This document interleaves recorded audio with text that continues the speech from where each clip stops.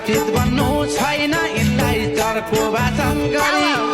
चिन्छन् देशैभरि